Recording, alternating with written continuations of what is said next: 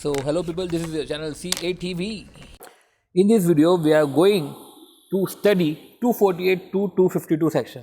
ठीक है, तो अराउंड 5 सेक्शन से removal of name of company हम चैप्टर पढ़ने वाले। अब देखो, इसके पहले हमने रजिस्टर्ड वैल्यूअर पढ़ा था, उसमें से भी 8 नंबर के अभी लेटेस्ट में क्वेश्चन आ रहे हैं और इसमें से भी क्वेश्चन आ रहे हैं। साथ ही साथ वो डॉर्मेंट कंपनी और अदर मिसलेनियस प्रोविजन से क्वेश्चन आ रहे हैं, उसका भी एक सेपरेट वीडियो बन जाएगा। और 5 सेक्शन है, फटाफट इसको कंप्लीट करते हैं। ठीक है, अगर आपको ज़रा सा भी ये इन वीडियो इन्फॉर्मेटिव लग रहा है और आपको लग रहा है कि ये चैनल बेटरमेंट की तरफ जा रहा है, आप वो बेटर वीडियोस के लिए आप प्लीज़ सब्सक्राइब कर दीजिएगा। इनफैक्ट अगर आपको वीडियो में कुछ भी कंस्ट्रक्टिव क्रिटिसाइज़ करना है, आपको कंस्ट्रक्टिव क्रिटिसिज्म होना चाहिए एटलीस्ट, तो प्लीज़ वो वीडियो के थ्रू आप प्रोवाइड करिएगा। वो एट दी एंड वो क्या एक होता है कि अगले वीडियो में वो हेल्प मिलती है मुझे इनफैक्ट वीडियोज़ बनाने में। ओके चलो, सो ये बैगिंग हो गई सारी। अब हम स्टार्ट करते हैं। Removal of name of company, company का नाम हम रिमूव कर रहे हैं, तो कहाँ से रिमूव कर रहे हैं? कंपनी के रजिस्टर में से रिमूव कर रहे हैं। ठीक है, कंपनी खुद एप्लीकेशन कर सकता है या सुओ मोटो रजिस्ट्रार कर सकता है।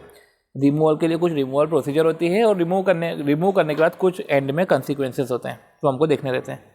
सी यही बात है सबसे पहले तो एप्लीकेशन की, तो कंपनी एप्लीकेशन करती है रजिस्ट्रार को, कंपनी एप्लीकेशन करती है रजिस्ट्रार को।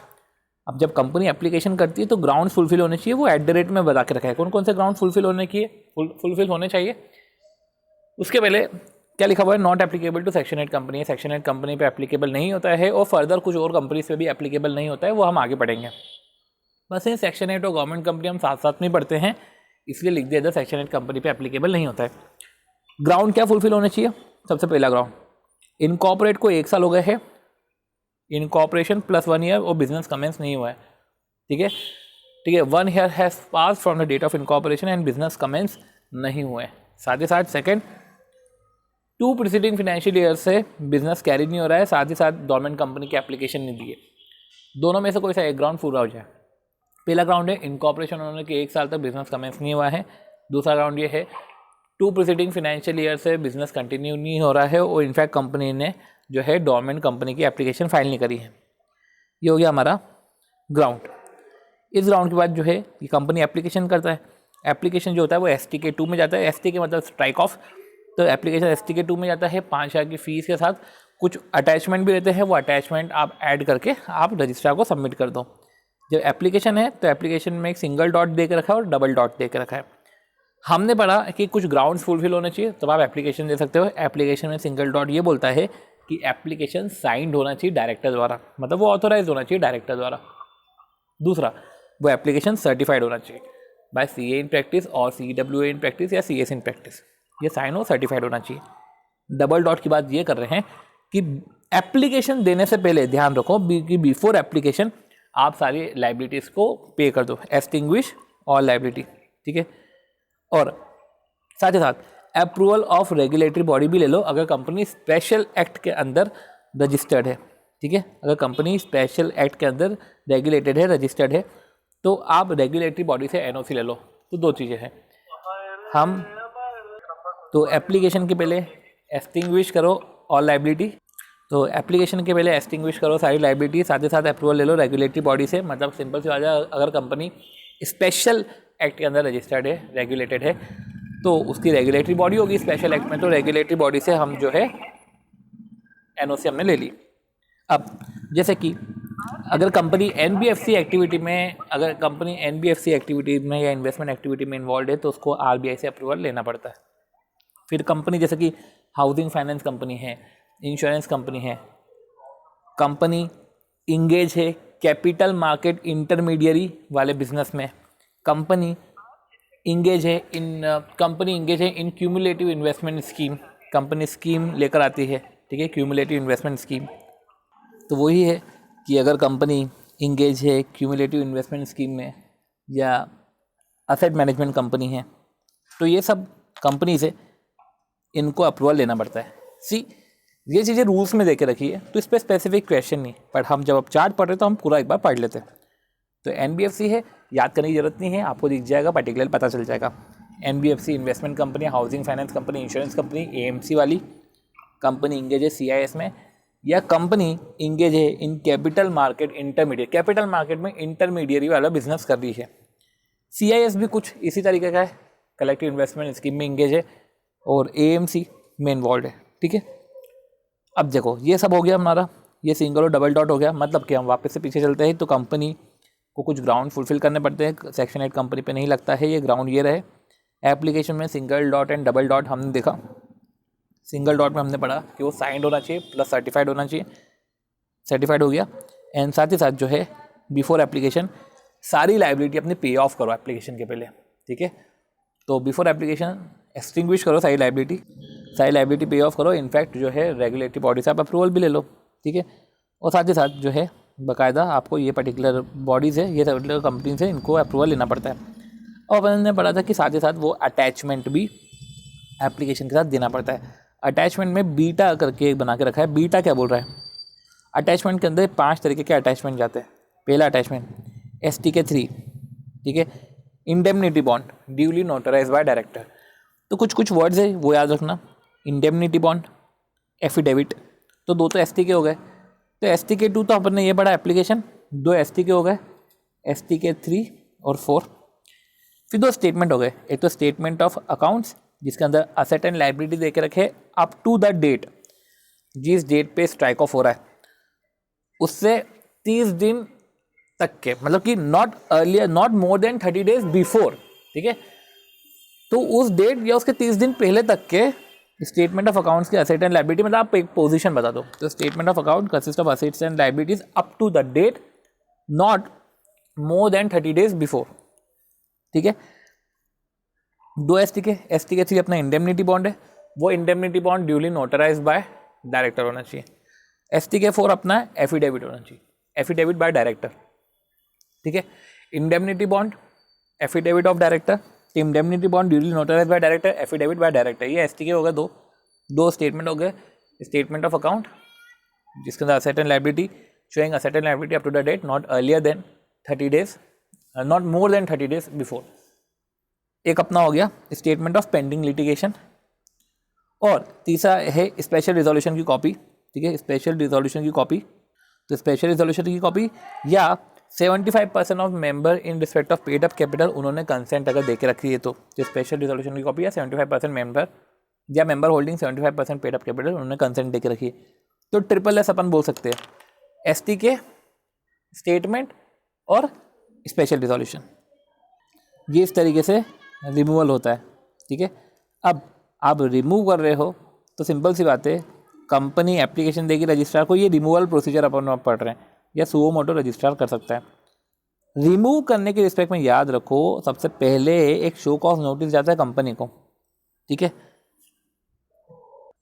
तो रजिस्ट्रार एक शो कॉज नोटिस देती है, उसमें कुछ @ देख रखा है, उस पर ध्यान दो। रजिस्ट्रार जो है @ ओके 1 सेकेंड, @ में क्या देख रखा है, कुछ लिखा हुआ क्या @ में? ओके, @ ऊपर देख रखा है। तो रजिस्ट्रार एक स्पेशल नोटिस देती है कंपनी को, @ है, क्या बोल रहा है @ ऑफिशियल गैजेट में नोटिस जाता है। देखो, एक ऑफिशियल गैजेट में भी नोटिस जाता है पब्लिक को अवेयर करने के लिए, न्यूज़पेपर में जाता है। तो एक इंग्लिश और एक वर्नाक्यूलर है कि भैया जिस स्टेट में रजिस्टर्ड ऑफिस सिचुएटेड है, उस स्टेट के अंदर जो भी जिस सिटी में रजिस्टर्ड ऑफिस सिचुएटेड है, उस सिटी में जो भी लैंग्वेज चलती है उस लैंग्वेज का वर्नाक्यूलर न्यूज़पेपर। और कंपनी, अब कंपनी को जैसे नोटिस रिसीव होता है ना, तो कंपनी भी प्लेस करती है अपने वेबसाइट पे ये शो कॉज नोटिस। अब इस पर आप रिस्पॉन्ड कर दो, नोटिस के अंदर टाइम लिमिट दे के रखिए, टाइम लिमिट पे अगर आपने रिस्पॉन्ड कर दिया तो अच्छी बात है। कभी आपने रिस्पॉन्ड नहीं करा, ठीक है, तो वही है, कभी आपने रिस्पॉन्ड नहीं करा तो डॉट दे के रखा है। क्या बोल रहा है कि अगर आपने रिस्पॉन्ड नहीं करा तो आपने शो कॉज नोटिस का रिस्पॉन्ड नहीं करा तो सबसे पहले फिर रजिस्ट्रार जो है एक सेटिस्फैक्शन लेता है। सेटिस्फैक्शन लेता है कि कंपनी ने रियलाइज़ करवा लिए क्या सारे amount in respect of assets. ठीक है, जो उसको ड्यूज़ है सारे कंपनी ने अगर रियलाइजेशन करवा लिया है, और रियलाइजेशन करवा के अगर कंपनी ने अपने ऑब्लिगेशंस का पेमेंट कर दिया है रीजनेबल टाइम में, एक सेटिस्फैक्शन लेती है। वो किस तरीके से लेती है? वो अंडरटेकिंग लेती है डायरेक्टर से, मैनेजर से, जो ऑफिसर के जिसके पास मैनेजरियल पावर है। तो क्या है, वो एक सेटिस्फैक्शन लेती है। सेटिस्फाइड जब हो जाता है तो ऐसे केस में कंपनी स्ट्राइक ऑफ कर देगी उसका नाम, और ऑफिशियल गैजेट में एक और नोटिस जाएगा। अब ये जो ऑफिशियल गैजेट में नोटिस जाएगा ना, ये डेट ऑफ पब्लिकेशन अपना डेट ऑफ डिसोल्यूशन हो जाएगा अंडर सेक्शन 248। ठीक है, हम समझे। रजिस्ट्रार एक नोटिस देता है शो कॉज नोटिस का, रिवर्ट करो, रिवर्ट नहीं करा टाइम लिमिट में, सेटिस्फैक्शन लेगी रजिस्ट्रार स्ट्राइक ऑफ करने से पहले कि सारे पैसे रियलाइज करवा दिए, उसने पेमेंट कर दिया रीजनेबल टाइम में, तो इसका जो है स्ट्राइक ऑफ करो और ऑफिशियल गैजेट में पब्लिश कर दो नोटिस। डेट ऑफ पब्लिकेशन अपना डेट ऑफ डिसोल्यूशन हो जाता है। ठीक है, अब जैसे ही स्ट्राइक ऑफ कर दिया, आफ्टर स्ट्राइक ऑफ कंसिक्वेंसेस, आपने स्ट्राइक ऑफ कर दिया, अब कंसिक्वेंस क्या होंगे स्ट्राइक ऑफ करने के बाद? तो कंपनी के ऊपर क्या कंसिक्वेंसेस रहेंगे? असेट एंड लायबिलिटी, ये 248 सबसेक्शन 6 बोलता है, asset and liability available for discharge of all liability. See, strike off के बाद भी असेट और लायबिलिटी अवेलेबल है फॉर डिस्चार्ज ऑफ लायबिलिटी। मतलब कि स्ट्राइक ऑफ के बाद भी अगर कभी टैक्स रिकवरी ऑफिसर आए और बोले कि यार रिकवरी करनी है टैक्स की, तो असेट एंड लायबिलिटी अवेलेबल है, ठीक है, फॉर डिस्चार्ज ऑफ लायबिलिटी। और liability of director, manager and officer, जिसके पास मैनेजरियल पावर है, ठीक है, ओ की पावर में मैनेजरियल पावर दे के रखा है, तो director, liability of director, manager, officer, जिसका मैनेजरियल पावर है, वो लायबिलिटी तो अभी भी कंटिन्यू रहती है and can enforce against him. तो लायबिलिटी कंटिन्यू रहती है उनके अगेंस्ट में और can be enforce against him. तो लायबिलिटी मेंबर के रिस्पेक्ट में भी कंटिन्यू रहती है और can enforce against him.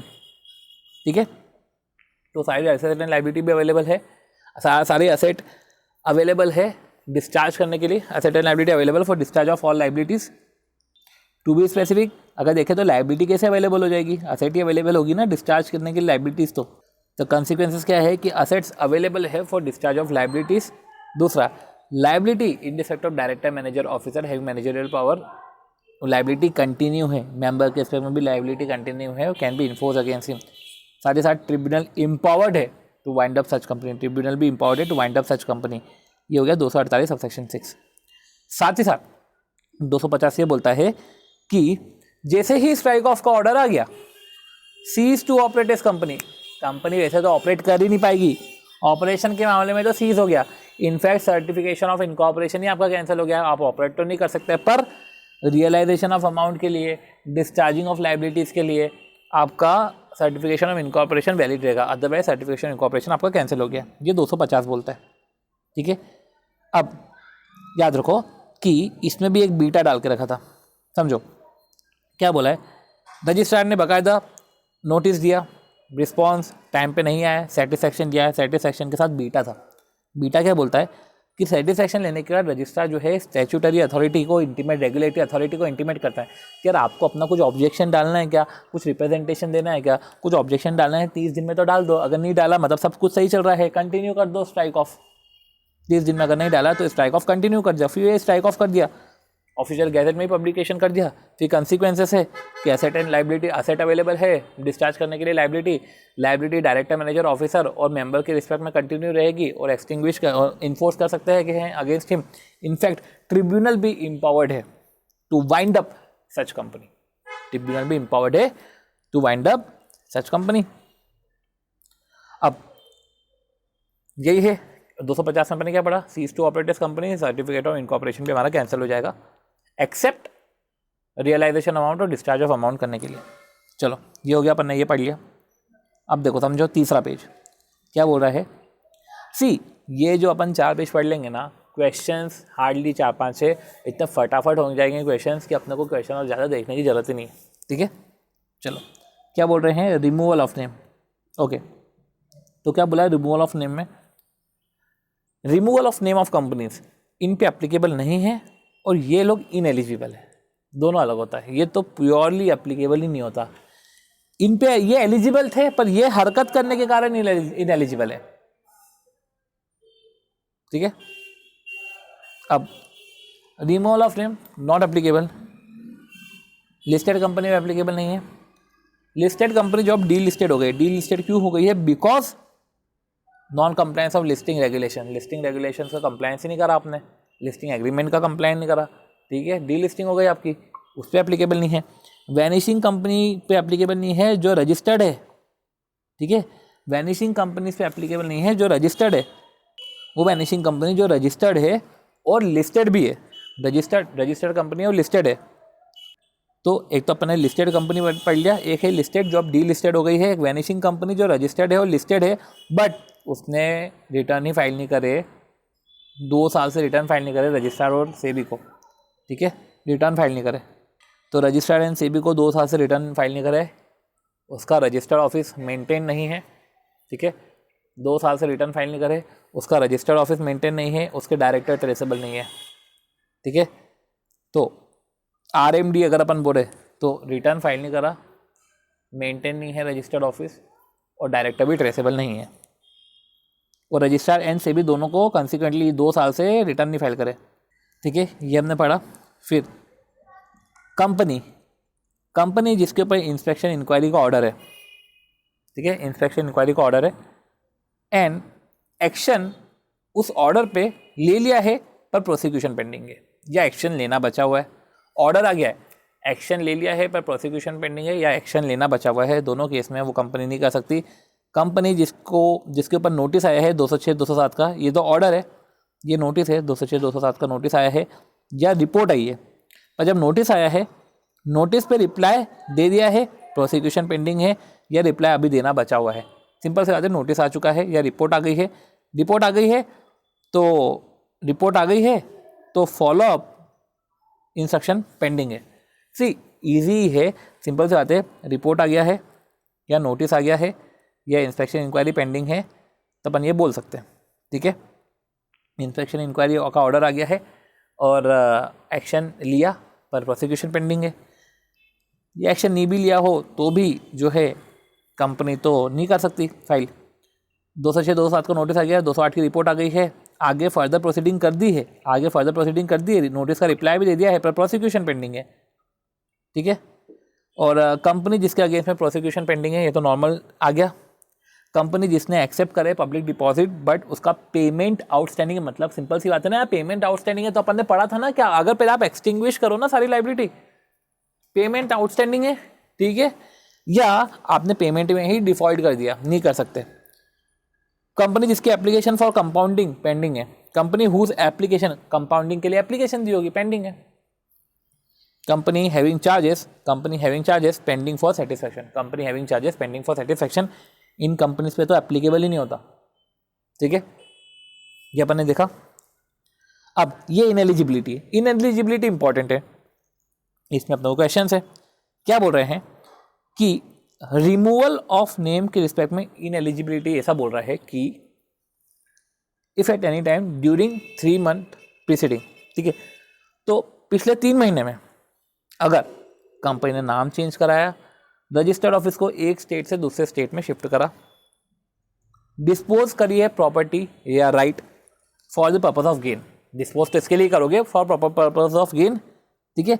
Before dispose कब क्या है, सेसेशन ऑफ ट्रेड के पहले करा है ना, सेसेशन ऑफ ट्रेड या cessation of carrying on business के पहले डिस्पोज कर दिया, ठीक है।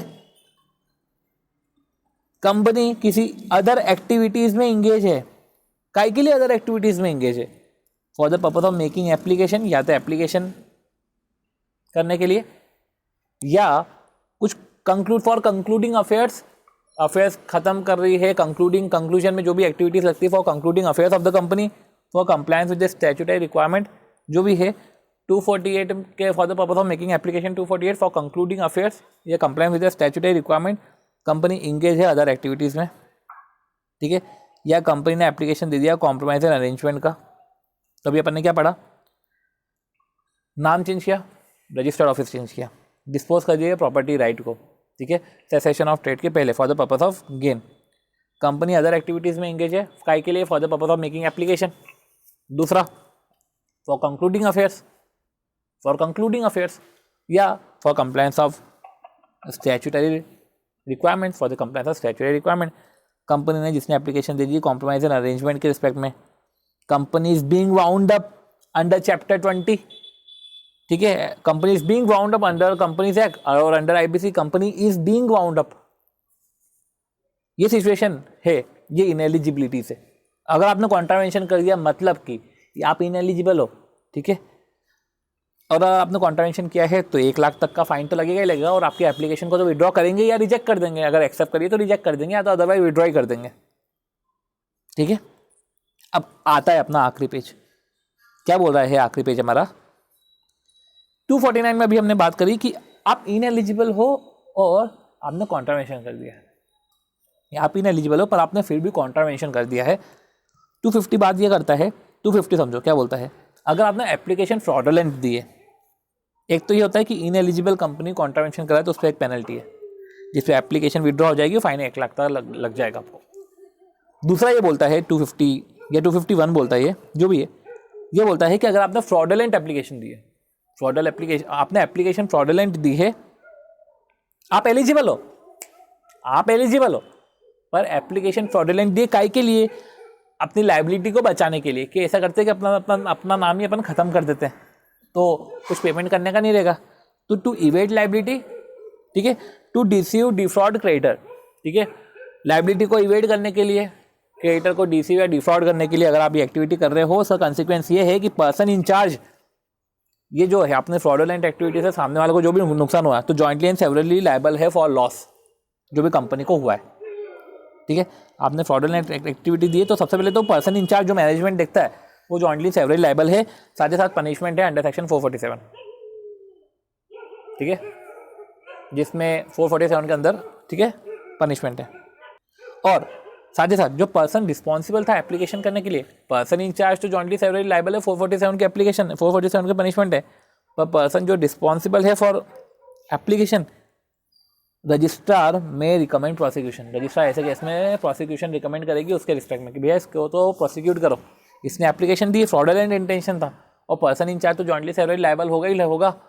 और 447 के लिए भी पनिशमेंट है। और 447 क्या बोलता है, अगर फ्रॉड का अमाउंट 10 लाख या 1% ऑफ टर्नओवर उससे या उससे ज़्यादा है तो इम्प्रिजनमेंट जो है उससे या उससे ज़्यादा है, तो 10 लाख या 1% of turnover which is lower, जो अमाउंट आता है उससे या उससे ज़्यादा है तो इम्प्रिजनमेंट 3 साल से लेकर 10 साल है, और 6 महीने से लेकर 10 साल है। 6 महीने से लेकर 10 साल तो नॉर्मल है, 3 साल से लेकर 10 साल तब होता है जब पब्लिक इंटरेस्ट इन्वॉल्व होता है तो।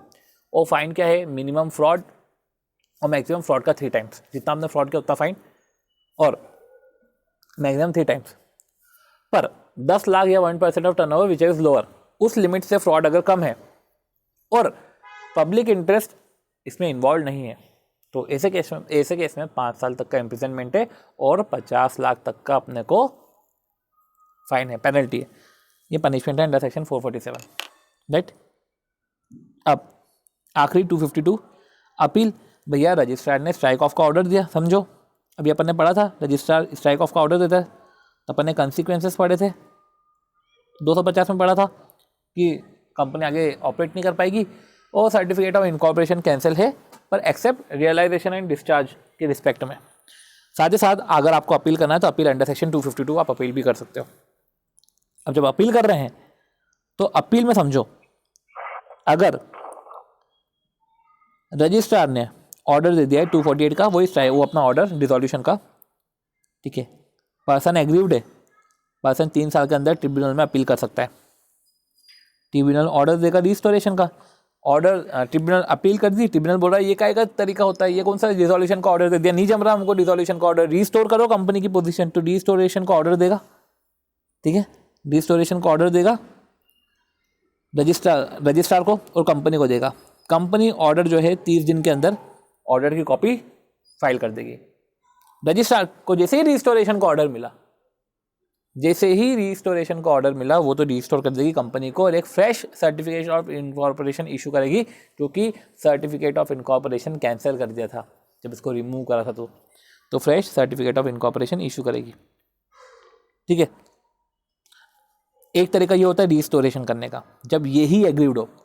एक तरीका दूसरा ये भी है जब रजिस्ट्रार ने रिमूव करने के बाद रजिस्ट्रार को रियलाइज हो रही है अपनी मिस्टेक क्या गलत हो गया है, ये इसमें बी वाला पॉइंट है ना, सॉरी @ अच्छा रिस्टोरेशन ऑफ नेम, ये तो ए वाला तरीका हो गया, ये बी में रिस्टोरेशन मतलब रजिस्ट्रार को खुद को लग रहा है यार गड़बड़ हो गई, ठीक है, नहीं करना था, तो रिस्टोरेशन ऑफ नेम ए @ क्या बोल रहा है, ये @ क्या बोल रहा है कि अगर रजिस्ट्रार खुद सेटिस्फाई हो रहा है कि जो रिमूवल है ये इनएडवर्टेंटली कि जो रिमूव कर दिया ना मैंने ये इनएडवर्टेंटली है, या ये जो गलत हो गया रिमूवल, इसका रिमूव नहीं करना था, ये removal on the basis of incorrect information, या मेरे को कंपनी से डायरेक्टर से इनकरेक्ट इन्फॉर्मेशन मिली और रिमूवल हो गया और इसका रिस्टोरेशन जरूरी है, restoration in registered is required, तो इनएडवर्टेंटली रिमूव हुआ है, मेरे को रॉन्ग इन्फॉर्मेशन मिल गई थी और मैंने रिमूवल कर दिया जबकि रिमूवल जरूरी है, या सॉरी रिस्टोरेशन जरूरी है। तो ऐसे केस में तो रिस्टोरेशन जरूरी है तो ऐसे केस में क्या होगा कि आप 3 साल के अंदर जो है अपील कर सकते हो। क्या आप अप्लाई कर सकते हो ट्रिब्यूनल को, वही ट्रिब्यूनल आपको ऑर्डर दे देगा रजिस्ट्रेशन का, अगर ट्रिब्यूनल सेटिस्फाइड होगा तो क्या वो अपॉर्चुनिटी अब इधर अगर एग्रीव पर्सन अगर अपील करता है तो ट्रिब्यूनल बाकायदा अपॉर्चुनिटी ऑफ बीइंग हर्ड तो सबको देगी ही देगी। तीसरा भी है एक सी ऑप्शन क्या बोलता है, सी ऑप्शन ये बोलता है कि रजिस्ट्रार ने अगर स्ट्राइक ऑफ का ऑर्डर दिया, अब इधर ना दो अलग अलग ऑर्डर दे दिए, तो ऑर्डर अंडर सेक्शन 248 और एक ये स्ट्राइक ऑफ का ऑर्डर भी एक पर्टिकुलर पॉइंट लिखा होता कि रजिस्ट्रार ने स्ट्राइक ऑफ का ऑर्डर दिया, अब इधर कंपनी को दिया, अब इधर तो एग्रीव पर्सन अपील कर रहे थे, इधर बोल रहे थे कि कंपनी, उसके मेंबर, क्रेडिटर, वर्कमैन अगर एग्रीव्ड है तो वो 20 साल के अंदर अपील कर सकते हैं। और 20 साल के अंदर इधर जब ऑर्डर रिसीव हो रहा था ना तो ऑर्डर रिसीव होने के 3 साल के अंदर था, इधर ये बोल रहा है ऑफिशियल गैजेट में जैसे ही पब्लिश हुआ ना उस पब्लिश होने के 20 साल के अंदर। वही opportunity of being heard tribunal दे गई और ऑर्डर दे देगा रजिस्ट्रार को, और ऑर्डर क्या देगा रजिस्ट्रार को कि वही स्ट्राइक ऑफ मत करो, या तो बोल सकते हैं कि place company and other person in the same position. आपने कंपनी को स्ट्राइक ऑफ कराना, चलो सेम पोजीशन पे करो, इनको हटाया ना, चलो इनको सेम पोजीशन पे लेके आओ, तो place company and other person in the same position. तो इस तरीके से अपन ने अपील की बात करी, जहाँ पे 20 साल का भी पॉइंट है, 3 साल का भी पॉइंट है। रजिस्ट्रार को खुद को ही जब रियलाइज़ होती है अपनी मिस्टेक तो वो भी जो है 3 साल के अंदर रिस्टोरेशन की अपील कर सकता है। और इस तरीके से जो है हमने फ्रॉडुलेंटली हमने फाइन वाइन की भी बात कर ली, 447 की पेनल्टी भी हमने समझ ली, फिर हमने इनएलिजिबिलिटीज़ और नॉट एप्लीकेबल की भी बात कर ली, एंड फिर रिमूवल की प्रोसीजर भी हमने देख ली, और किस तरीके से रिमूव होता है, removal of name of company, किस तरीके से कंपनी को रिमूव करा जाता है वो भी हमने देख लिया।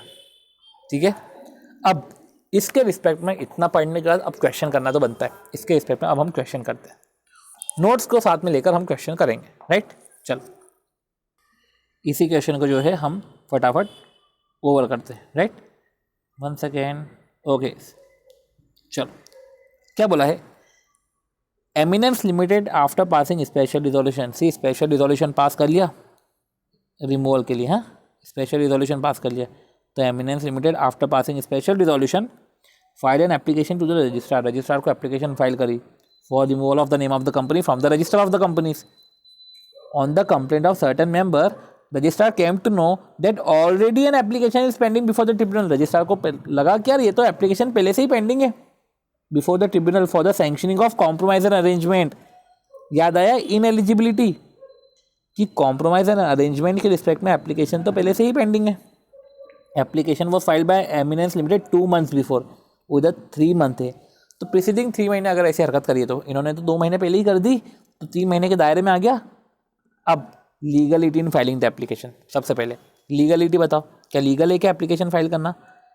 देखो कंक्लूजन में filing of application not valid, ठीक है, as an application under section 248 shall not be made, application कर ही नहीं सकते if at any time during the preceding 3 month company ने एप्लीकेशन कर दी ट्रिब्यूनल को फॉर सैंक्शनिंग ऑफ C&A और मैटर साथ में matter has not finally concluded.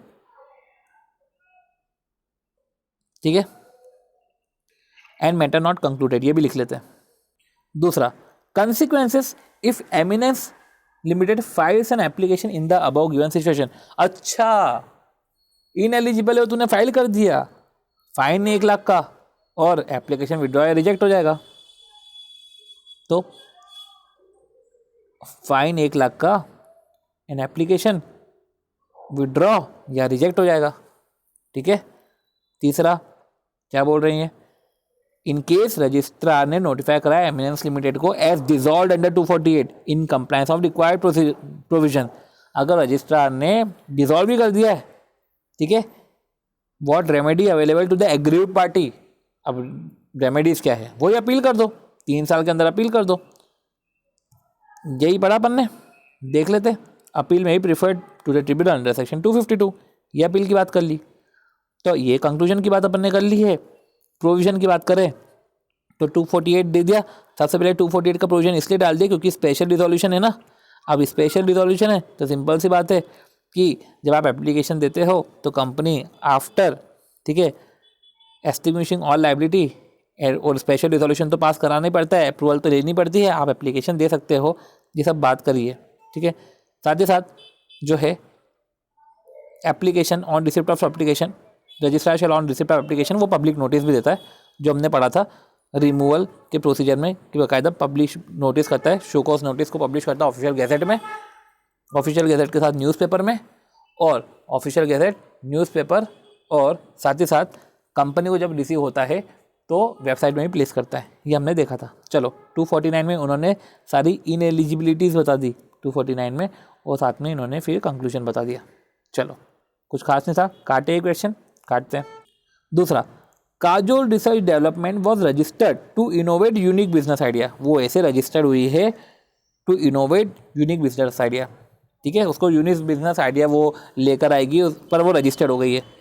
तो to innovate unique business idea emerging from the research and development in new area. तो innovate unique business idea, जो आइडिया इमर्ज हुआ है research and development से इन a new area, ये तो एक future project है, ठीक है, फ्यूचर प्रोजेक्ट है, ठीक है। कंपनी के अंदर कोई ऐसे सिग्निफिकेंट अकाउंटिंग ट्रांजेक्शन और बिजनेस एक्टिविटीज़ नहीं होती, ना तो कुछ ट्रांजेक्शन ऐसे हुए हैं, ना तो कंपनी बिजनेस एक्टिविटीज़ कर रही है, ठीक है। Therefore company made an application to ROC, company ने एप्लीकेशन दे दी डोरमेंट कंपनी के रिस्पेक्ट में। तो मेरे को बताओ ग्राउंड्स पूरे हुए क्या? ग्राउंड्स तो फुलफिल ही नहीं हुए ना, क्योंकि स्टेटस एप्लीकेशन दे दिया ना डोरमेंट कंपनी का। और अपन ने क्या पढ़ा था, इनकॉर्पोरेशन के 1 साल तक बिजनेस अगर कमेंस नहीं करा है या 2 साल से बिजनेस नहीं चल रहा है और कंपनी ने डोरमेंट कंपनी की एप्लीकेशन नहीं दी है, पर इधर तो डोरमेंट कंपनी की एप्लीकेशन दे दी है, एप्लीकेशन अंडर प्रोसेस है। In the meantime company ने, पहली चीज़ तो ये हो गई, ठीक है। यहाँ से ही आप ग्राउंड्स पूरे नहीं हुए तो एप्लीकेशन नहीं कर सकते, तो पहले इसको रेड से मार्क कर देते हैं। दूसरी चीज़ ये है कि कंपनी एप्लीकेशन अंडर प्रोसेस है। In the meantime company ने without extinguishing all liabilities, company ने अपने को तो लाइबिलिटी एक्सटिंग्विश करनी पड़ती, कंपनी ने तो without extinguishing all liability file कर दिया आरओसी को एप्लीकेशन रिमूवल के रिस्पेक्ट में आफ्टर पासिंग एसआर। तो एप्लीकेशन टेनेबल है क्या? तो अपन सबसे पहले यही बोलेंगे कि एप्लीकेशन टेनेबल नहीं है। देख लो, एप्लीकेशन नॉट टेनेबल है। दूसरा, what are the restriction impose under the act for making application by company. तो restriction impose under the act for making application, company जब एप्लीकेशन देती है फॉर रिमूवल तो रिस्ट्रिक्शन क्या है? रिस्ट्रिक्शन क्या है? इनएलिजिबिलिटीज है, ठीक है, यही अपन बोल सकते हैं रिस्ट्रिक्शन है। तो यही देखो रिस्ट्रिक्शन है, मतलब इनएलिजिबिलिटी है, इसको लिख लेते हैं रिस्ट्रिक्शंस। ये पूरे इन्होंने रिस्ट्रिक्शंस बता दिए। फिर पीनल कॉन्सिक्वेंसेस क्या है अगर वायलेशन कराए तो वही है ना, कंपनी को तो 1 लाख का फाइन हो जाएगा, एप्लीकेशन विड्रॉ हो जाएगी या तो रिजेक्ट हो जाएगी। तो काजोल वाला क्वेश्चन भी इजी था। अगर रही बात करें प्रोविजन की, तो हम तो सबसे पहले यही बोलेंगे कि स्पेशल रिजोल्यूशन एस्टिंग्विश करनी पड़ती है सारी लाइबिलिटी, स्पेशल रिजोल्यूशन पास करना पड़ता है, ठीक है। फिर तब जाके जो है आप एप्लीकेशन फाइल कर सकते हो टू द रजिस्ट्रार, ठीक है, for removing the name of the company from the register of the companies on all या एनी ऑफ द ग्राउंड। ये कोई सा ग्राउंड पूरा हो तो स्पेशल रिजोल्यूशन पास करो, सारी लाइबिलिटीज़ को फुलफिल करो, साथ ही साथ ये जो ग्राउंड्स है ये ग्राउंड्स को कंप्लाई करो। तो इधर तो वही बात आ गई ना, हैज़ फाइल्ड एन एप्लीकेशन, ठीक है, obtaining status of dormant company. अब एप्लीकेशन अंडर प्रोसेस है और कंपनी ने लाइबिलिटीज़ को भी एक्सटिंग्विश नहीं करा, तो एप्लीकेशन टेनेबल नहीं है। रिस्ट्रिक्शंस की पूरे उन्होंने सब बता दिया और कॉन्ट्रावेंशन की उन्होंने बात कर ली। चलो ठीक है, ये क्वेश्चन भी काटते हैं, काटो। ये करने की ही नहीं है क्वेश्चन, दिख रहा है साफ साफ।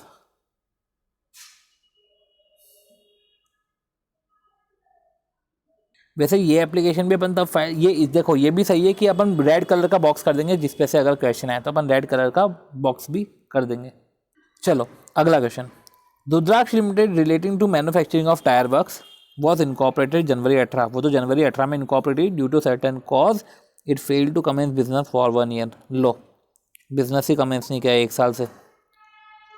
ग्राउंड्स पूरे हो गए, अप्रैल 2019 मतलब जनवरी 2019 के बाद एप्लीकेशन फाइल करी ट्रिब्यूनल को मर्जर के रिस्पेक्ट में, ठीक है, मतलब वही कॉम्प्रोमाइज एंड अरेंजमेंट के रिस्पेक्ट में एप्लीकेशन ट्रिब्यूनल को फाइल करी फॉर मर्जर। ओके, ये कब करी? अप्रैल 19 में। तो पहला ग्राउंड तो वैसे भी फुलफिल नहीं हुआ, ठीक है, नहीं सॉरी, पहला ग्राउंड फुलफिल हो गया, ठीक है, तो एप्लीकेशन दे सकता है। अप्रैल 2019 में मर्जर के रिस्पेक्ट में उसने एप्लीकेशन फाइल कर दी, पर अगस्त 19 में उसने एक्सटिंग्विश करने के बाद वो एप्लीकेशन दे रहा है रजिस्ट्रार को रिमूवल के रिस्पेक्ट में। नारायण को पता चला, नारायण कौन? रुद्राक्ष लिमिटेड, ठीक है, रुद्राक्ष लिमिटेड तो मैन्युफैक्चरिंग में इन्वॉल्व था, ठीक है, एप्लीकेशन फाइल करी मर्जर, नारायण से उसको मर्जर करना है। नारायण को जब पता चला ठीक है। Came to know that the fact of the filing of an application for removal of the name, जैसे नारायण को पता चला उसने क्लियर लिया that section 248 with respect to filing of application for removal of name shall not be applicable, बोला तेरे पे तो सेक्शन 248 एप्लीकेबल ही नहीं होगा, ठीक है, due to pendency of application of a propose merger, क्योंकि pendency of application of propose merger है, ठीक है, क्योंकि वो एप्लीकेशन आपने कॉम्प्रोमाइज अरेंजमेंट के लिए डाली है और वो मैटर कंक्लूड नहीं हुआ है। Determine as per the given fact, क्या ऑब्जेक्शन मेड बाय नारायण, आपने सबसे पहले मर्जर के लिए एप्लीकेशन दे दिया, फिर आपने रिमूवल के लिए भी कर रहे हो, तो ऑब्जेक्शन क्या नारायण ने सही करा है? तो नारायण ने सही करा है, क्योंकि प्रीसीडिंग 3 मंथ में अगर आपने कोई सी एक्टिविटी करी है तो आप फिर रिमूवल के लिए नहीं जा सकते, और इसने तो अभी कर दी, अप्रैल 2019 में ही मर्जर के लिए अप्लाई करा, एप्लीकेशन पेंडिंग है। तो इधर हमने बाकायदा कॉम्प्रोमाइज एंड अरेंजमेंट के साथ इसको भी लिख लिया है कि एप्लीकेशन ट्रिब्यूनल करा है मर्जर के लिए and pendency of application for the propose merger scheme. तो ऐसे केस में आपने इनएलिजिबिलिटी के सारे पॉइंट लिख दिए और साथ ही साथ, ठीक है, साथ ही साथ आपने पहले ग्राउंड लिख दिए, क्योंकि ग्राउंड तो पूरा कर रहा था, पर इनएलिजिबिलिटी के भी आपने पॉइंट लिख दिए। फिर इन द इंस्टेंट केस लिख के आपने कंक्लूजन ये दे दिया कि ऑब्जेक्शन जो है is not tenable. 1 second, objection tenable नहीं है, application file after 3 month. 1 second, ये क्या हो गया? अगस्त 2019 को आफ्टर एक्सटिंग्विशिंग, ओके 1 सेकेंड, मैं 3 ईयर गलती से चले गया था, 3 मंथ देखा जाता ना, अप्रैल से अगस्त, ओके ठीक है, ओके सॉरी, ठीक है, तो ऑब्जेक्शन कोई टेनेबल नहीं है, राइट। चलो अगले क्वेश्चन की तरफ बढ़ते। बुइना लिमिटेड ने डिसकंटिन्यू कर दिया अपना बिजनेस 2015 से, उसने एनुअल रिटर्न फाइल नहीं करे, ये तो अपन बात कर चुके हैं, एनुअल रिटर्न फाइल नहीं करे, रजिस्ट्रार ऑफ कंपनी ने नोटिस इशू करा स्ट्राइक ऑफ के लिए, रजिस्ट्रार ऑफ कंपनी ने सुओ मोटो इशू कर दिया। सबसे पहले मेरे को बताओ कि डिसकंटिन्यू कर दिया बिजनेस, पर ऐसा थोड़ा बोला है 2 साल से डिसकंटिन्यू कर दिया। अपन ने ग्राउंड अपने ये पढ़ा था अपन ने कि डिसकंटिन्यू कर दिया है, 2 साल से डिसकंटिन्यूड है, ठीक है, business not carrying business for the 2 years and government company की एप्लीकेशन फाइल नहीं करी, ऐसा था, ठीक है।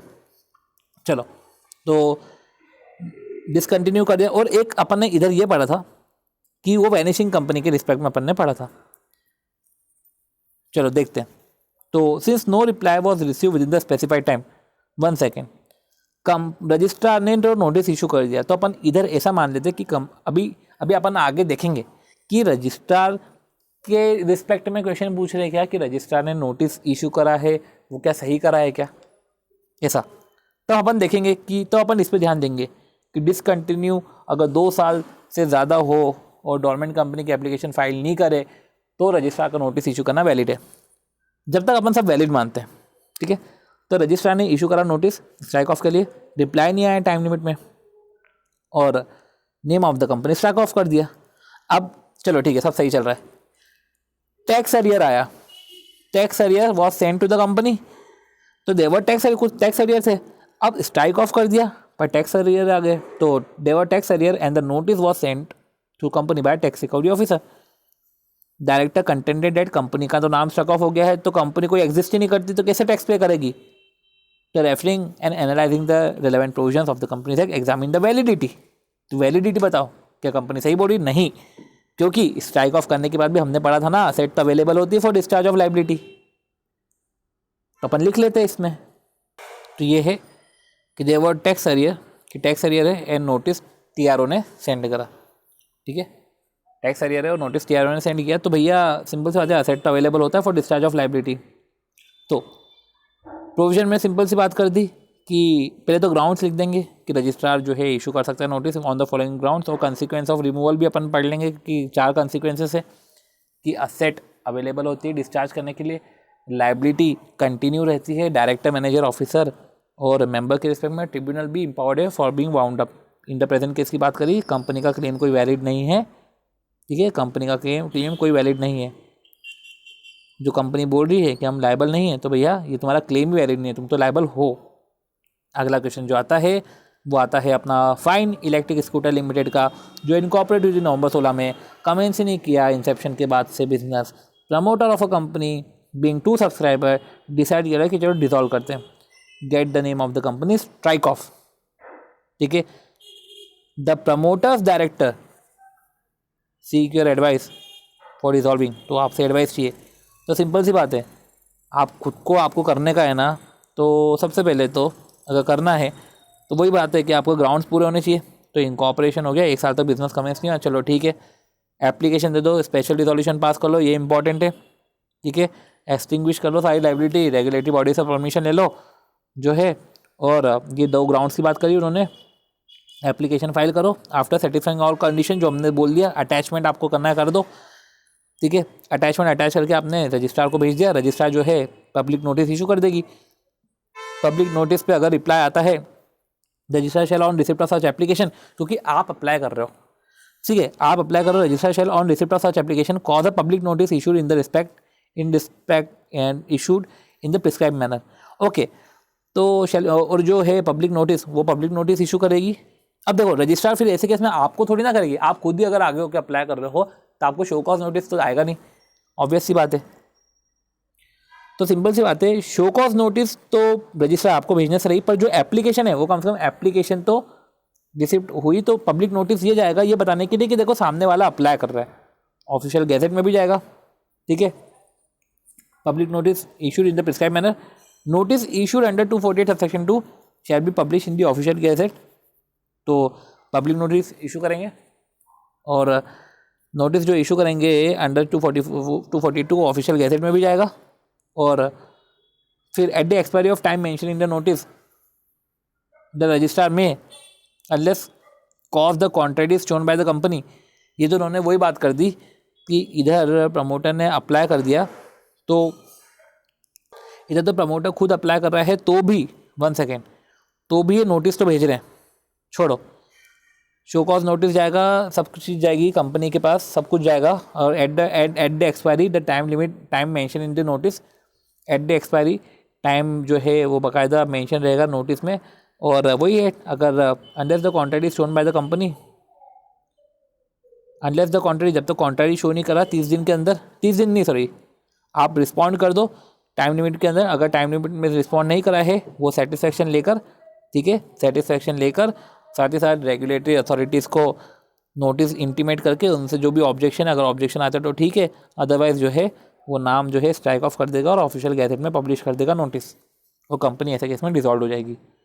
तो एक कट टू कट ये बता रहा हूँ कि भले ही नोटिस कंपनी से आए तो भी शो कॉज नोटिस जाएगा, शो कॉज नोटिस दोनों केस में जाएगा, ठीक है। तो ऐसे केस में ठीक है, आपको तो लिखने का है, इस क्वेश्चन में लिखा हुआ है तो ठीक है, आपको भी लिख लेने का, ठीक है। तो ऐसे केस में जो है हमने ये वाला क्वेश्चन भी पढ़ा, कुछ इतना खास नहीं था क्वेश्चन, वो इस तरीके से जो है हमने ये पर्टिकुलर प्रोविज़न भी, ये पर्टिकुलर चैप्टर भी पढ़ लिया है और इसके रिस्पेक्ट में सारे क्वेश्चन कर लिए हैं। ये क्वेश्चन करो, ये पेज पढ़ो, ये पूरे 4 पेज के नोट से यही पढ़ो, यही काफ़ी है। तो इस तरीके से हमारा जो है ये चैप्टर ओवर होता है। होप सो आपको समझ में आ गया होगा, और छोटे छोटे नुआंसेस भी हमने इसके पढ़ लिए हैं। अच्छा लगा है तो लाइक, तो चलो ठीक है, लाइक से पता नहीं चलता है कि किसको लाइक डिसलाइक, तो वो तो उससे सामने वाले पर्सन की आइडेंटिटी के बारे में नहीं पता चलता। बट एटलीस्ट अगर आपको कुछ कंस्ट्रक्टिव क्रिटिसाइज़ करना है या कंस्ट्रक्टिव कुछ कमेंट देना है तो प्लीज़ आप कमेंट सेक्शन में कमेंट कर दीजिएगा, और अगर अच्छा लगा है तो प्लीज़ सब्सक्राइब कर दीजिएगा, क्योंकि फाइनल के ऐसे ही फर्स्ट ग्रुप के रिलेवेंट वीडियोज़ ऐसे अपलोड होते रहेंगे, ठीक है। Thank you.